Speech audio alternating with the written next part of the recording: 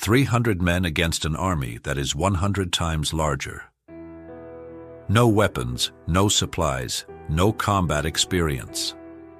Can you imagine facing a vast and intimidating army with just 300 men by your side? Would you think it's possible? This is the very scenario the Israelite leader Gideon found himself in during a turbulent period of Israel's history. This is one of the most powerful stories in the Bible. Invasion and oppression at the hands of a massive foreign army had brought the Israelites to their knees. They were desperate, afraid, and losing hope. But God saw the potential in one man, Gideon. And through a series of unexpected tests, he whittled Gideon's army down to a tiny force of just 300 warriors. The story of Gideon is found in the Old Testament book of Judges, set during 1200 to 1000 BC when Israel had no king and everyone did as they saw fit. This was a dark and chaotic era. The wandering tribe of Midianites allied with other eastern peoples and invaded the land. Like devouring locusts, these cruel raiders destroyed crops and livestock, reducing the starving Israelites to utter despair. It's in this climate that God appears to the fearful Gideon. But instead of building up a mighty army, God instructs Gideon to send his soldiers home until only 300 remain. Their victory will stun their enemies and rally their own people. It is a dramatic example of God's power to do the impossible through anyone who trusts in him. The story begins when the Israelites groaned under the cruel oppression of the invading Midianites who had invaded and taken over their land. As the book of Judges describes, the Israelites did evil in the eyes of the Lord, and for 7 years he gave them into the hands of the Midianites. Judges 6 verse 1. The Midianites, allied with other eastern people, would swarm into Israel just as the harvest season was approaching. They decimated the land like a horde of locusts, destroying the produce of the fields along with precious livestock. These terrifying raiders, sometimes numbering in the thousands, left starvation and devastation in their wake. Israelites were forced to hide in secure mountain refuges and survive on sparse rations taken from the surrounding lands. Living under the constant threat of harassment and attack, they were drained of hope and paralyzed by fear. After stripping the land bare, the ruthless invaders would return east, laden with plunder, until the next harvest season. This devastating 7-year cycle bled Israel dry, crushing its spirit. The very survival of the nation hung by a fragile thread as the people cried out to God for rescue. In this climate of danger and despair, when Israel is being oppressed by its tormentors, God calls one unlikely hero, Gideon. One day, Gideon, an Israelite from the tribe of Manasseh, was threshing wheat in a hidden winepress in fear of the Midianites, and a divine encounter transformed his life. As the angel of the Lord appears and greets him as a mighty warrior, Gideon responds with disbelief. "Pardon me, my Lord," Gideon replied, "but if the Lord is with us, why has all this happened to us? Where are all his wonders that our ancestors told us about when they said, 'Did not the Lord bring us up out of Egypt?' But now the Lord has abandoned us and given us into the hand of Midian." Judges 6 verse 13. Gideon doubts his ability to rescue Israel from its dire situation. Yet the Lord turns to him saying, "Go in the strength you have and save Israel out of Midian's hand." Judges 6 verse 14. Still uncertain, Gideon seeks reassurance by asking for signs that it is indeed God commissioning him. He brings an offering for the divine visitor, placing it on a rock. When the angel touches the offering with his staff, fire flares from the rock, consuming it. After hearing from the one true God, Gideon has taken the first step toward freeing Israel. The Lord has chosen and empowered this timid farmer to lead the rout of Israel's enemies. But Gideon's faith is soon tested in ways he could never have imagined. Emboldened by his divine calling, Gideon begins the monumental task of uniting Israel's tribes to confront their enemies.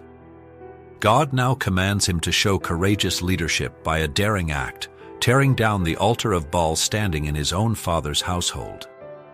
This is no small test.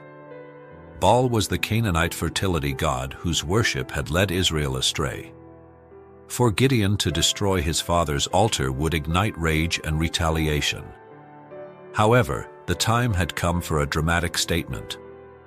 So under cover of darkness, Gideon recruits 10 servants and does as God commanded, tearing down the pagan altar and chopping down the forbidden pole. And with the rubble of Baal's altar, he builds a proper altar to God and makes an offering upon it.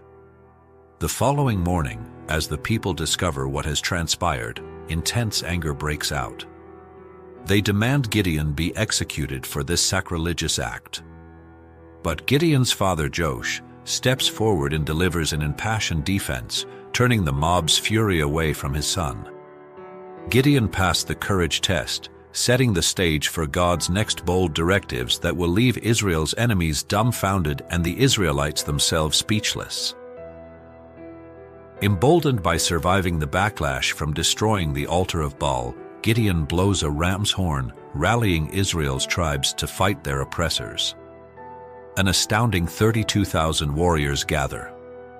Finally, after 7 long years, the courage to resist is rising. Surely this vast army will overwhelm the Midianite marauders. But God has other plans to display his delivering power. He declares to Gideon, "You have too many men. I cannot deliver Midian into their hands, or Israel would boast against me. My own strength has saved me. Now announce to the army, anyone who trembles with fear may turn back and leave Mount Gilead." So 22,000 men left, while 10,000 remained. Judges 7 verses 2-3. What? This army is nowhere near the size of the Midianite hordes. But through this audacious command, God makes clear that Israel's victory must unmistakably be seen as divine intervention rather than human achievement. The dramatic reduction of forces that follows will set the stage for God's glory to shine. A lesson for Israel and all future generations that the battle belongs to the Lord. So Gideon addresses the assembled warriors as instructed, and an astonishing 22,000 warriors turn back in fear, leaving only 10,000 who bravely stay. Surely this is enough valiant men for victory. But God is just getting started with the downsizing. Gideon surveys his 10,000 remaining warriors, a determined force willing to risk their lives to liberate Israel from the Midianite scourge. But God stuns Gideon with new marching orders. But the Lord said to Gideon, "There are still too many men. Take them down to the water, and I will thin them out for you there. If I say, 'This one shall go with you,' he shall go. But if I say, 'This one shall not go with you,' he shall not go." Judges 7 verse 4. Marching the warriors to the neighboring spring of Herod, Gideon watches perplexed as God continues his drastic downsizing. There the Lord told him, "Separate those who lap the water with their tongues as a dog laps, from those who kneel down to drink." Judges 7 verse 5. This odd command distinguishes 300 warriors who hastily gulp water from cupped hands to keep alert, while others leisurely drink their fill kneeling by the spring. These 300 alert warriors are now poised to show all of Israel that God can grant improbable victory through a few battle-ready men empowered by heaven. By cutting down from 32,000 to a mere 300 soldiers, there could be no doubt that Israel's deliverance would rest fully in God's mighty hands. As God himself frightens his people's enemies into panicked retreats with weak clay pots, flaming torches, and trumpets, those words resound in their ears. For the Lord and for Gideon. That night, God continues to encourage Gideon, further building his faith for the impossible battle ahead. God knows Gideon still harbors fears concerning the Midianites' intimidating numbers and battle ability. So he gives Gideon permission to sneak down and eavesdrop on his enemies. Creeping into the valley with servant Purah, Gideon overhears a Midianite soldier recounting a terrifying dream to his friend. "I had a dream," he was saying. "A round loaf of barley bread came tumbling into the Midianite camp. It struck the tent with such force that the tent overturned and collapsed." Judges 7 verse 13. Hearing the interpretation of this disturbing dream, Gideon falls on his face before God in awed worship, filled with courage. Returning to camp, he wakes his 300 warriors with a battle cry that will soon terrify the Midianites and inspire all of Israel. "Get up. The Lord has given the Midianite camp into your hands." Judges 7 verse 15. After Gideon rallies his 300 warriors with news of the foreboding Midianite dream, he finalizes his daring battle plans and deploys the men. Positioning his small but committed force around the sprawling Midianite encampment late that night, Gideon gives a rousing speech to bolster courage. Eyes aflame with holy fire, he concludes. "Watch me," he told them. "Follow my lead. When I get to the edge of the camp, do exactly as I do. When I and all who are with me blow our trumpets, then from all around the camp blow yours and shout, for the Lord and for Gideon." Judges 7 verses 17 to 18. At Gideon's cue, every man blows his trumpet with great force, then smashes his jar on nearby rocks, exposing the blazing torches within. Bursting into the enemy's midst from all sides, they give a common battle cry that echoes off the hillsides. A sword for the Lord and for Gideon. Judges 7 verse 20. Panicked Midianite warriors awaken to a multifaceted attack, bellowing cries, piercing horn blasts, and encroaching flames. Divine confusion rends their minds as they wildly slash darkness with their swords. There is no hope for them. The Lord empowered Gideon to drive out Israel's enemies with his small but effective army. In their panicked retreat, the Midianites turn on each other in the darkness. Meanwhile, Gideon strategically cuts off their escape route to the Jordan River Valley, rallying other Israelite tribes to capture and destroy the fleeing invaders.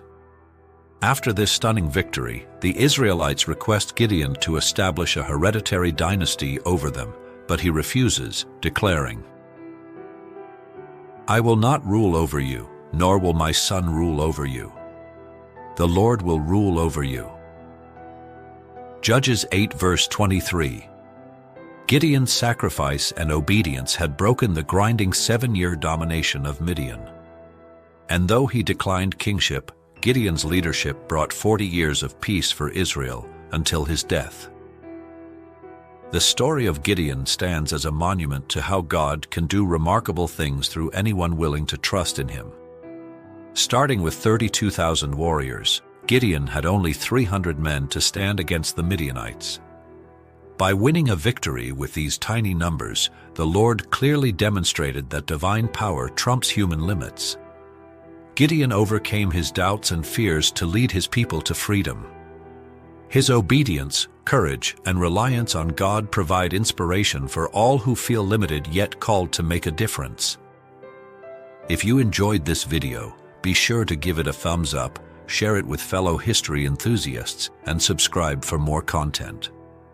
Remember to hit the notification bell to stay updated. With that said, thanks for watching, and until next time.